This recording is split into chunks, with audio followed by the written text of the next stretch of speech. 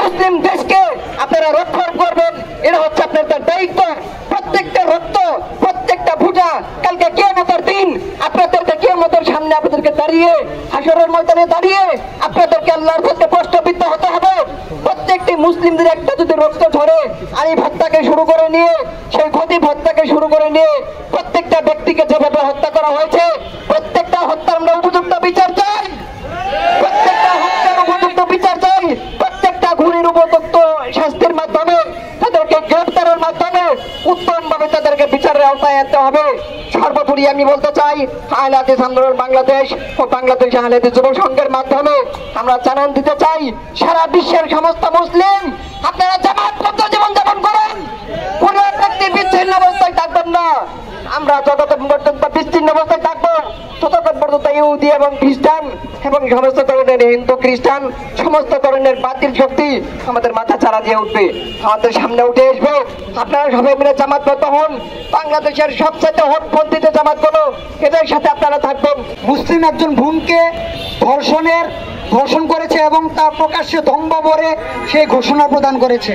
তার আরো পূর্বে চট্টগ্রামে আদালত প্রাঙ্গণে প্রকাশ্য দিবালোকে একজন মুসলিম আইনজীবীকে প্রকাশ্যে হত্যা করা হয়েছে।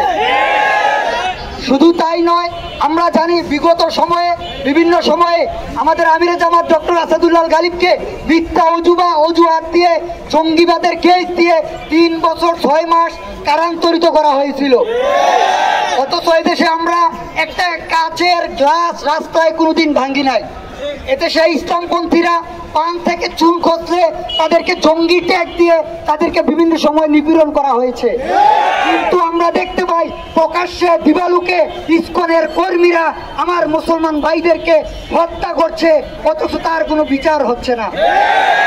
শুধু তাই নয়, যখন এই ধরনের ঘটনাগুলো ঘটছে, সর্বশেষ গাজীপুরে আমার বোনকে ধর্ষণ করা হয়েছে, তারপরে আইন শৃঙ্খলা বাহিনী তাদেরকে তো গ্রেফতার করেই নাই, উল্টো বরং ভিকটিমদেরকে, যারা নির্যাতিত তাদেরকে ব্লেম দেওয়া হয়েছে।